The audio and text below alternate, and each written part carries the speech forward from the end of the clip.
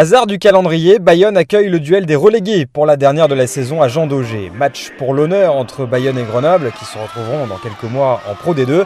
Match aussi entre les deux défenses les plus perméables de Top 14. Alors avec l'absence d'enjeu, ça promet un festival d'essais et ce festival, il commence dès la 4e minute. Grenoble mène 3-0 après une pénalité de Gilles Bosque. Première offensive de l'Aviron dans les 22 mètres adverses. Et Lovo Balavou va trouver la solution avec un coup de pied rasant à destination de Martin Lavaux. L'ailier file à l'essai, c'est transformé. Bayonne passe devant, 7-3. Mais Lovo Balavou prend un carton jaune pour un plaquage à retardement. Grenoble réduit la marque sur pénalité avant d'aller également aplatir derrière la ligne à 15 contre 14 par l'intermédiaire de Fabien Alexandre. Le troisième ligne qui joue au numéro 8 pour ce match est servi sur les extérieurs. Il prend l'intervalle entre Ouetté et Poki et c'est marqué en force.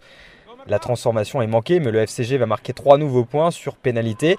Et Grenoble prend d'ailleurs les commandes du jeu et va planter un essai de 60 mètres à la sortie d'une mêlée. Énorme travail de Sawalo et Nemani qui font la différence avant de trouver Armand Bail. En soutien, Grenoble creuse l'écart 21-7 après 25 minutes de jeu. L'Aviron évolue sous les sifflets de Jean Daugé, des sifflets qui vont booster et métamorphoser les hommes de Vincent Etcheto dès le renvoi. Latimer profite du rebond favorable, il sert Lavaux en bord de touche et c'est un doublé pour l'ailier de l'Aviron. La transformation est manquée, mais cet essai va casser la dynamique de Grenoble. Le FCG recule et s'expose, ça cafouille dans les 22 mètres.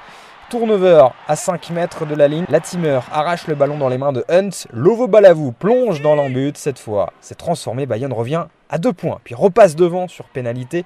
L'Aviron est déchaîné dans cette fin de première période. Groupé pénétrant à 5 mètres de la ligne. Le maul est écroulé. Monsieur Mineri laisse l'avantage. Poki part en pick and go. Et c'est le 4e essai des Basques. Bustos Moyano transforme. Ça fait 29-21. Et la furia bayonnaise se poursuit sur le renvoi. Énorme accélération de Félix Le Bourris. La défense est dépassée. On voit Le Bourris qui revient se proposer en soutien. Le ballon arrive dans les mains de Lovo Balavou qui va lui aussi de son doublé. Synonyme de bonus offensif. Bayonne vient d'infliger un 29-0 à Grenoble. 36-21, c'est le score à la mi-temps. Le rythme retombe en début de seconde période. Il faut attendre l'heure de jeu pour voir le match s'emballer à nouveau avec une cocotte à 7 mètres de la ligne iséroise. Bayonne prend son temps et va obtenir un avantage puisque la défense du FCG va écrouler le maul, indique Monsieur Mineri. Du coup, Monribaud s'échappe. Il est repris à 1 mètre de la ligne seulement. Metofa a bien suivi et vient inscrire un nouvel essai pour Bayonne. C'est le 6e. Et on revoit au ralenti, gros travail de Jean Monribaud pour sa dernière à Jean Daugé. Bustos Moyano passe la transformation, le score enfle 43-21.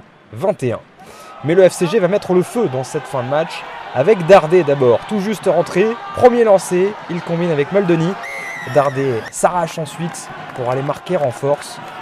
Et un essai, il va y en avoir un 10e dans ce match, signé Sawelo. Bayonne perd son bonus offensif mais s'impose 43-35.